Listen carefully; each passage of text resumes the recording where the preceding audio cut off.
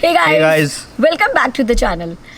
आज हम टॉपिक लेकर आए हैं। बहुत लोगों ने मुझसे इंस्टाग्राम पे पूछा हुआ है कि हम दुबई से मूव कर रहे हैं कनाडा, तो लाइसेंस का क्या करेंगे, दुबई का लाइसेंस यहाँ चलेगा कि नहीं चलेगा। कई लोग जर्मनी से मूव कर रहे थे तो वो पूछ रहे थे कि जर्मनी का लाइसेंस चलेगा या नहीं चलेगा, और इंडिया से तो पूछते ही रहते हैं, राइट। तो आज वो सारे क्वेश्चन का आंसर हम देने वाले हैं। कनाडा आने के बाद आप ड्राइवर लाइसेंस कैसे अप्लाई करोगे, क्या प्रोसेस है, किन कंट्रीज़ के ड्राइवर लाइसेंस यहाँ पर डायरेक्टली कन्वर्ट हो जाएंगे, चल जाएंगे, या किन को कौन से टेस्ट देने पड़ेंगे, वो सारी बातें हम डिस्कस करेंगे। और चलिए शुरू करते हैं।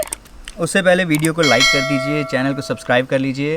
वो डिफ़ॉल्ट है। ये वीडियो बहुत इन्फॉर्मेटिव होने वाली है एंड इसमें हम ऑलमोस्ट एवरीथिंग आपको बता देंगे जो आपको ड्राइविंग लाइसेंस से रिलेटेड इन्फॉर्मेशन चाहिए है। तो हम यहाँ बात कर रहे हैं कार के ड्राइविंग लाइसेंस की, क्योंकि दैट इज़ समथिंग जो हमें लगता है सबसे ज़्यादा इम्पोर्टेंट है। अब गाइस यहाँ पे एक बात मैं ये बोलूँगी, कई लोग कहते हैं कि कनाडा में कार मेंटेन करना बहुत एक्सपेंसिव है, क्योंकि हर महीने कार इंश्योरेंस होता है और वो कम नहीं होता। कम डिपेंडिंग अपॉन आप कहाँ रह रहे हो, you will spend anywhere from $200 to $500 on your monthly car insurance. और फिर कार इंस्टॉलमेंट्स, ये सब कुछ महंगा लगता है। तो उनको लगता है कि लाइसेंस मत लो और पब्लिक ट्रांसपोर्ट पे ही रिलाई करो। But guys, it's an investment for you. I feel कि हर बंदे को कनाडा में लाइसेंस लेना ही चाहिए और कार मेंटेन करनी चाहिए। एक तो आपकी लाइफ ईजी हो जाती है, टाइम बहुत बचता है यार, पब्लिक ट्रांसपोर्ट में आने जाने में जो आप टाइम वेस्ट करते हो वो टाइम बहुत बचता है। तीसरा, it's an investment for your career. तो जैसे हमने पहले भी बताया कि आपके पास करियर अपॉर्चुनिटीज़ बहुत अच्छी हो जाती हैं, बहुत सारी हो जाती हैं। आपके हाथ में फ्रीडम आ जाती है थोड़ा लंबा ड्राइव करके, थोड़ी दूर सिटीज़ में जाकर भी जॉब करने की। और जिन भी स्टूडेंट्स ने लाइसेंस लिया है यहाँ पर, आप उनसे बात करो, they will never regret it. थोड़ा एक्सपेंसिव है बट आई थिंक रिटर्न्स उस इन्वेस्टमेंट पे काफ़ी अच्छे हैं। तो इतने सारे फ़ायदे हैं ड्राइवर लाइसेंस लेने के। और इसके अलावा कनाडा में बहुत बड़ा आईडी प्रूफ भी है, आपका एड्रेस प्रूफ है, आईडी प्रूफ है। कहीं पर भी आप जाओ, अगर आपके पास ड्राइवर लाइसेंस है तो उनको और कोई डॉक्यूमेंट दिखाने की ज़रूरत नहीं पड़ती। इसलिए भी ड्राइवर लाइसेंस लेना ज़रूरी है कि आपके पास एक स्ट्रॉन्ग आईडी प्रूफ मिल जाता है। सो गाइस, कार का जो लाइसेंस है उसको यहाँ बोलते हैं जी लाइसेंस या फिर क्लास 5 लाइसेंस। कनाडा में इतने सारे प्रोविंसेस हैं, हर प्रोविंस का अपना ड्राइवर लाइसेंस लेने का तरीका मोर और लेस सेम ही है। बट सिर्फ इतना सा डिफरेंस है कि जैसे आप जब कनाडा में आते हो तो कहीं किसी प्रोविंस में आप एज अ PR 2 महीने ड्राइव कर सकते हो, किसी प्रोविंस में आप 3 महीने ड्राइव कर सकते हो, और किसी महीने में आप 6 महीने भी ड्राइव कर सकते हो अपनी कंट्री के लाइसेंस के साथ। तो हर प्रोविंस के अलग अलग टाइम लाइन्स हैं कि कितने टाइम तक आप अपने ही लाइसेंस पे, अपनी कंट्री के लाइसेंस पे ड्राइव कर सकते हो, और कितने टाइम में आपको उस प्रोविंस का लाइसेंस लेना ही पड़ेगा। लेकिन प्रोविंस का लाइसेंस लेने का तरीका मोर और लेस सेम ही है। तो ये चीज़ आपको हर प्रोविंस की वेबसाइट पर जाकर देखनी होगी कि उनका रूल क्या है ड्राइविंग लाइसेंस को लेकर। हम बात कर रहे हैं ओंटारियो की, क्योंकि वो हमने खुद अप्लाई किया था। So we have hands on experience, हमें पता है कि क्या प्रोसेस था। तो यहाँ पर जो लाइसेंस मिलता है उसको बोलते हैं जी कैटेगरी लाइसेंस, जो कार का लाइसेंस है। और उसमें भी there are 3 different levels. Like आपकी होम कंट्री में भी ऐसा होता होगा कि एक लर्नर लाइसेंस है, उसके बाद आप जो फुल लाइसेंस होता है उसके लिए अप्लाई करते हो। तो यहाँ पर भी सेम प्रोसेस है। सबसे पहले आप लेते हो लर्नर लाइसेंस, जिसको यहाँ पे बोलते हैं G1 लाइसेंस। G1। और वो G1 लाइसेंस आपको एक नॉलेज टेस्ट देकर मिलता है। पहले हम प्रोसेस सिंपल सा डिस्कस करते हैं कि अगर आपके पास किसी भी कंट्री का लाइसेंस नहीं है, या आप अपनी कंट्री के लाइसेंस को लेकर नहीं आ रहे हो, एब्स्ट्रैक्ट लेकर या इंटरनेशनल ड्राइवर लाइसेंस लेकर नहीं आ रहे हो, ये कनाडा में एक फ्रेश ड्राइवर लाइसेंस की स्टार्ट कर रहे हो, तो क्या प्रोसेस है।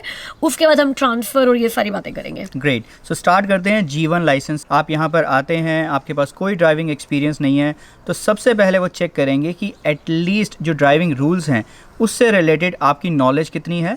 And second important thing which they check during the G1 license is your eye sights. आपने कभी रोड पे ड्राइव किया है या नहीं किया, that doesn't matter. Knowledge test में आपका एक कंप्यूटर बेस्ड टेस्ट होता है। आप ड्राइविंग सेंटर्स पे जाते हो, कंप्यूटर पे टेस्ट देते हो, कुछ क्वेश्चंस होते हैं रोड से रिलेटेड, साइंस से रिलेटेड, सेफ्टी से रिलेटेड, ये सारे क्वेश्चंस आएंगे। आपको सर्टेन मार्क्स लेने हैं, और अगर आपने वो एग्ज़ाम क्लियर कर लिया तो बिंगो, आपको G1 लाइसेंस मिल जाएगा। अभी एक और चीज़ आपको बता देता हूँ, इसकी तैयारी करने के लिए there are so many apps.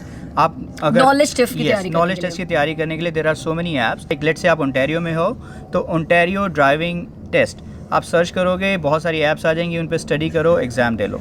अब जीवन लाइसेंस मिलने के बाद आपके पास 12 महीने हैं ड्राइविंग की प्रैक्टिस करने के लिए, और आप प्रैक्टिस सिर्फ एक जिनके पास फुल लाइसेंस है, फुल जी लाइसेंस है, सिर्फ उन्हीं के साथ प्रैक्टिस कर सकते वो हो। लाइसेंस भी 4 years ओल्ड होना चाहिए, at least they should have 4 years of experience. तो आप उनके साथ अपना ड्राइविंग सीख सकते हो, और आपको 12 महीने के बाद ही अपना G2 टेस्ट, जो कि एक सेकंड स्टेप है लाइसेंस लेने का, G2 टेस्ट देना है आपको। अब अगर आप किसी इंस्टीट्यूट से लेसन्स लेते हो, मतलब ऐसे बहुत सारे ड्राइविंग लर्निंग इंस्टीट्यूट्स होते हैं, आप अगर उनमें इनरोल हो जाते हो, welcome to Emis world. Okay, तो अगर आप किसी ड्राइविंग सेंटर में इनरोल हो जाते हो और उनसे पूरा कोर्स लेते हो, उनसे ड्राइविंग लेसन्स लेते हो, तो आप अपना G2 टेस्ट 8 महीने के बाद भी दे सकते हो। So you save 4 months. You save 4 months। और इसके अलावा जो इंश्योरेंस आप लोगे अपना लाइसेंस मिलने के बाद, कार पे जो इंश्योरेंस लोगे, Let me watch TV now. I will watch and eat my Maggi noodles. Sorry for that. तो अगर आप यस हम बोल रहे थे कि आपका 8 महीने बच जाते हैं, 4 महीने आपके 4 महीने बच जाते हैं, बिकॉज आप अपना G2 टेस्ट 8 महीने के बाद दे सकते हो, और अपने कार इंश्योरेंस पर भी आप कुछ सेव कर लेते हो। अब G2 टेस्ट के प्रोसेस की बात करते हैं।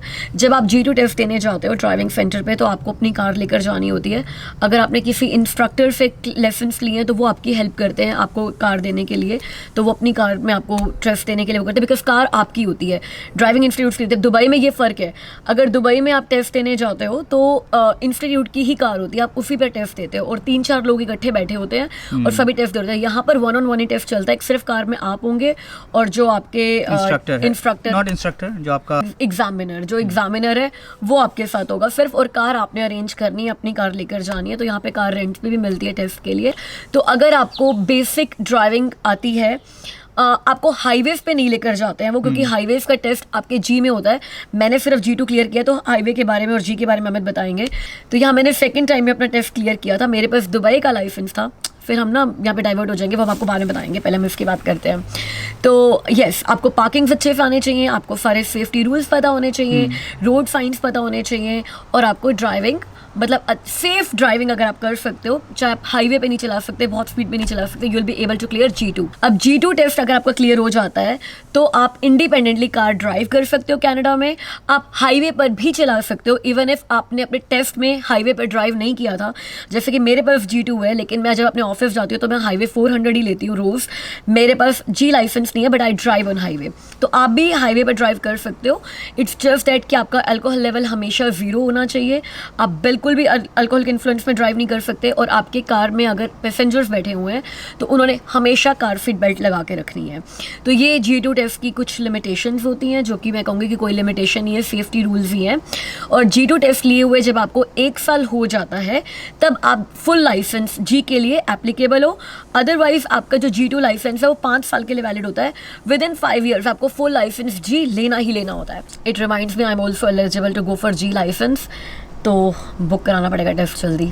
तो अब जी के बारे में बताओ। चलो अब बात करते हैं जी लाइसेंस की। G license is considered as full license. तो अगर आपके पास जी लाइसेंस है, you can drive anywhere including the 400 highways, including the Queen expressway, या कनाडा के किसी भी कोने में आप जी लाइसेंस के साथ ड्राइव कर सकते हो। इनफैक्ट अगर आप कोई रेंटल कार लेते हैं, लाइक U-Haul लेते हैं, तो उसमें भी they only give it to you in case if you have G licence, it means full licence. G2 licence पे आप U-Haul वगैरह भी बुक नहीं कर सकते। तो ये सब बेनिफिट्स मिलते हैं जी लाइसेंस लेने के। इनफैक्ट G2 लाइसेंस पे आप ऊबर भी नहीं चला सकते हो। अब इसमें क्या प्रोसेस है, जैसे G1 लाइसेंस से G2 लाइसेंस पे जाने के लिए you need 12 months। Similarly from G2 to G licence you need 12 more months। तो जी लाइसेंस में आपका दोबारा से एक टेस्ट होगा। उस टेस्ट में आप अंदर तो ड्राइव करोगे ही करोगे, उसके अलावा अंदर मतलब इंटरनल रोड्स पे ड्राइव करोगे। हाँ। उसके अलावा आपको वो ड्राइव के लिए लेकर जाएंगे हाईवेज पे।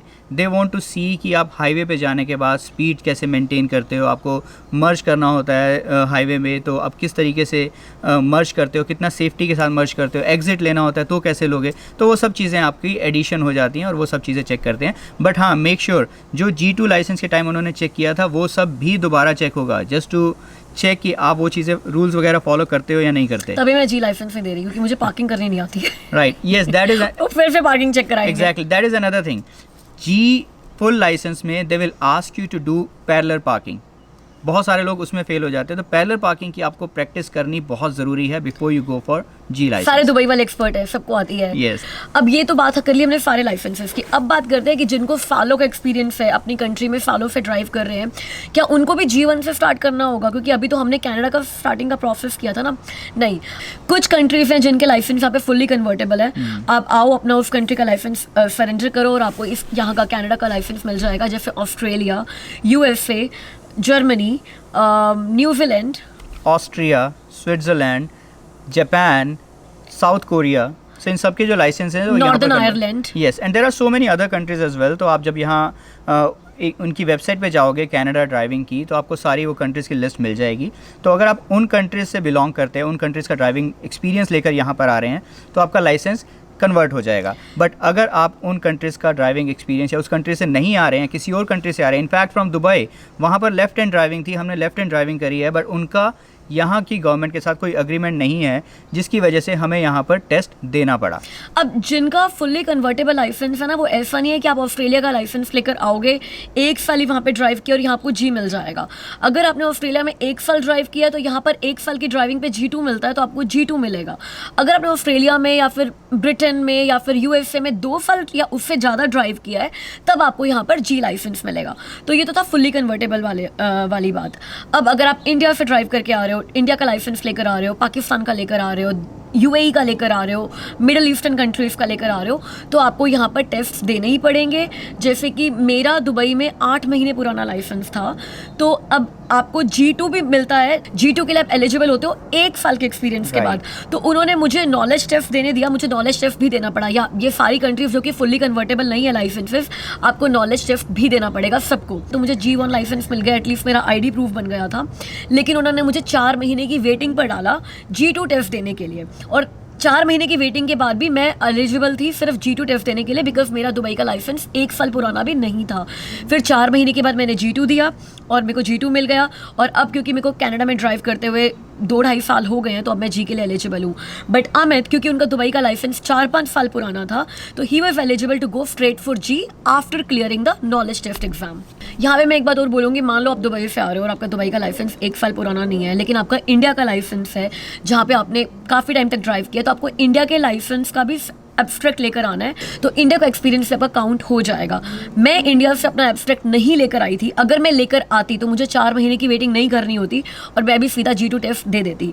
तो आप अपनी कंट्री से आ रहे हो तो मेक श्योर आप अपना इंटरनेशनल ड्राइवर लाइसेंस लेकर आओ या अपना ड्राइविंग एब्स्ट्रैक्ट लेकर आओ, अगर आपने यहाँ पर आकर प्लान कर रहे हो कि सीधा अपना ड्राइविंग टेस्ट दे दोगे। सो एब्स्ट्रैक्ट लेने के लिए आपको RTA से अप्लाई करना है, वो रोड ट्रांसपोर्ट अथॉरिटी, जो भी आपकी कंट्री की रोड ट्रांसपोर्ट अथॉरिटी है, वहाँ से अप्लाई करना है। अब हम बात करते हैं विजिटर वीज़ा वालों की, स्टूडेंट्स की, उनका क्या करना है, मतलब वो क्या कर सकते हैं। अब विजिटर वीज़ा पे जो यहाँ पर आते हैं, वो हर प्रोविंस के हिसाब से, किस प्रोविंस में आप आ रहे हो उस प्रोविंस में कुछ टाइम के लिए अपने कंट्री के लाइसेंस पे ड्राइव कर सकते हैं। जैसे ओंटारियो में विजिटर्स जो हैं अपनी कंट्री के लाइसेंस पे पहले 3 महीने ड्राइव कर सकते हैं without taking Ontario licence. British Columbia में आप 6 महीने तक ड्राइव कर सकते हो। ऐसे कुछ प्रोविंसेस हैं जहाँ आप 4 महीने ड्राइव कर सकते हो। तो anywhere from 3 months to 6 months you can drive on your visitor visa status on your country license, on your home country license। Students के लिए थोड़ा सा एडवांटेज ज़्यादा मिलता है। मोस्ट ऑफ द प्रोविंसेस आपको अलाउ करती हैं कि जब तक आप स्टूडेंट हैं तब तक आप अपनी होम कंट्री के लाइसेंस पे यहाँ पर ड्राइव कर सकते हैं। हो सकता है आपका कोर्स 1 ईयर का हो सकता है 2 ईयर्स का हो, तो आप उस पर ड्राइव कंटिन्यू कर सकते हैं, but not in all the provinces. Not all the provinces, but आप ब्रिटिश कोलंबिया में आप ड्राइव कर सकते हो, बट ओंटारियो में आप ड्राइव नहीं कर सकते। क्यूबेक में आप ड्राइव कर सकते हो। तो ओंटारियो में वही आपको 3 महीने का टाइम मिलता है अपना लाइसेंस ओंटारियो के लाइसेंस पे कन्वर्ट कराने के लिए, but still most of the provinces allow students to drive on their home country licence जब तक उनका स्टूडेंट परमिट वैलिड है। इससे मुझे एक और चीज़ ध्यान आई, देयर इज़ वन प्रोविंस जहाँ पर अगर आप विजिटर वीज़ा पे हैं, मल्टीपल एंट्री विजिट वीज़ा, या फिर अगर आप सुपर वीज़ा पे हैं, तो आप वहाँ पर लाइसेंस अप्लाई करते हैं, एंड दैट इज सास्काचुआन। या यहाँ पर आप इन वीज़ा पर भी, इस प्रोविंस में आप उस वीज़ा पर भी, विजिटर वीज़ा या सुपर वीज़ा पर भी उस प्रोविंस का लाइसेंस ले सकते हो। और किसी भी प्रोविंस में आप विजिटर वीज़ा पे या शॉर्ट टर्म वीज़ा पे लाइसेंस नहीं ले सकते हो। आपको Are you back? I need to open my circle. आपके पास वर्क परमिट, स्टूडेंट परमिट या रेजिडेंट PR कार्ड होना ही चाहिए किसी भी प्रोविंस का लाइसेंस अप्लाई करने के लिए। और या कनाडा में आपको प्रोविंस का लाइसेंस मिलता है, जैसे कि ओंटारियो में आप रहते हो तो ओंटारियो ड्राइविंग लाइसेंस मिलता है आपको, ब्रिटिश कोलंबिया में तो ब्रिटिश कोलंबिया ड्राइविंग लाइसेंस मिलता है। एक कंट्री का लाइसेंस, कनाडा का लाइसेंस नहीं मिलता, जैसे बाकी कंट्रीज में हम इंडिया में तो हमें इंडिया का लाइसेंस मिलता है, राइट? हम यूएई में तो हमें यूएई का लाइसेंस मिलता है। यहाँ पे प्रोविंस से आपको लाइसेंस लेना होता तो है। ये भी अगर आप प्रोविंस चेंज करते हैं तो you have to convert the licence. Yeah so guys, अब बात करते हैं फ़ीस की। जब आप कनाडा में आएंगे और अपना ड्राइविंग लाइसेंस अप्लाई करने के लिए सबसे पहले जाते हैं तो वो आपको एक पैकेज ऑफर करेंगे जिसमें आपका G1, उसका जो रिटन एग्ज़ाम है, उसके बाद जो आपका G2 का रोड टेस्ट एग्ज़ाम है, सबकी फ़ीस कवर्ड होती है एंड दैट इज़ अराउंड $165। अब उसके बाद क्या होगा, अगर आपने फर्स्ट अटैम्प्ट में अपना रिटन एग्ज़ाम क्लियर कर लिया, जो नॉलेज एग्ज़ाम है क्लियर कर लिया, दैट इज़ वेरी गुड। अगर आप क्लियर नहीं कर पाए, for every next attempt you have to pay $16 knowledge test के लिए। G2 में ये ज़्यादा है, G2 में यू हैव टू पे अराउंड $50। और G के टेस्ट में अगर आप G का टेस्ट क्लियर नहीं कर पाए तो every time you have to pay $100। Exactly. और गाइस, जो वो पैकेज था ना $165 का, उसमें G टेस्ट जो उसका रोड टेस्ट है उसकी फ़ीस इंक्लूड नहीं होती। उसमें ना आपके पास एक ऑप्शन रहता है, लेट्स से आप जी के लिए एलिजिबल हैं। जैसे मैं जी के लिए एलिजिबल था, मेरा जो ड्राइविंग एक्सपीरियंस था that was more than 2 years from Dubai, तो मैं डायरेक्ट जी के लिए एलिजिबल था। तो मैं चाहूँ तो जी लाइसेंस का एग्ज़ाम दे लूँ, क्योंकि मैंने G2 की ऑलरेडी फ़ी पे करी हुई है उस पैकेज में, तो मैं G2 का एग्ज़ाम देकर फिर दोबारा जी का भी एग्ज़ाम दे सकता हूँ, जो कि वैसे तो कोई भी नहीं करना चाहता। सीधा जी के लिए एलिजिबल हूँ तो जी का एग्ज़ाम। जी का टेस्ट पता थोड़ा सा मुश्किल होता है क्लियर करना, क्योंकि आप नई कंट्री में ड्राइव करो, खासकर जो इंडिया से आते हैं। यहाँ पे हाईवे के रूल्स अलग हैं, स्पीड अलग है, लेफ्ट हैंड साइड ड्राइविंग है। तो आई नो अ फ्रेंड जो कि इंडिया से यहाँ पर आया था, पूरा एब्स्ट्रैक्ट लेकर आया था, I was eligible to go for G licence, लेकिन उसने जी टेस्ट नहीं दिया, उसने G2 ही दिया, बिकॉज उसका एम था इमीडिएटली लाइसेंस लेना, ना कि फेल होकर फिर से वेटिंग करना, क्योंकि अगर आप एक बार फेल हो जाते हो तो आपको 10 दिन की या कुछ दिन की वेट करनी होती है दोबारा लाइसेंस अप्लाई करने के लिए। तो उसका मेन एम था कि उसके हाथ में लाइसेंस आ जाए और वो ड्राइव करने लायक बन जाए। तो ड्राइव कर तो आप G2 पे भी कर सकते हो, तो वो एलिजिबल था जी के लिए, फिर भी ही वेंट फॉर G2, क्योंकि उसको था कि G2 तो मैं 100% क्लियर कर ही लूंगा। तो ये भी आप देखिए कि अगर आपको लगता है कि आप जी के लिए अभी प्रिपेयर नहीं कर सकते या अभी आप रेडी नहीं हो, तो एक बार G2 ले लो और फिर कुछ महीने G2 के ऊपर ड्राइविंग की प्रैक्टिस करके फिर से जी दे दो। So that's the way how you can get the driving licence in Canada. Different provinces, जैसे हमने बताया, उनके डिफरेंट रूल्स होते हैं, तो थोड़ा बहुत आपको भी रिसर्च करनी पड़ेगी जब आप अपना ड्राइविंग लाइसेंस अप्लाई कर रहे हो। So that was it for today. अगर आपके कोई भी क्वेश्चंस हैं ड्राइविंग लाइसेंस को लेकर तो आप कमेंट्स में हमें ज़रूर बताइए, और हम पूरी कोशिश करेंगे थोड़ा और रिसर्च करके आपके क्वेश्चंस के आंसर देने की। इसके अलावा अगर वीडियो कैसी लगी ये भी हमें बताइए, आजकल आप कमेंट्स बहुत कम कर रहे हो, तो प्लीज़ बताओ यार कि वीडियो कैसी लगी। It will encourage us to make more videos like that. और अब हम आपसे मिलेंगे अगली वीडियो में, तब तक के लिए अपना ख्याल रखिए। बाय। Take care.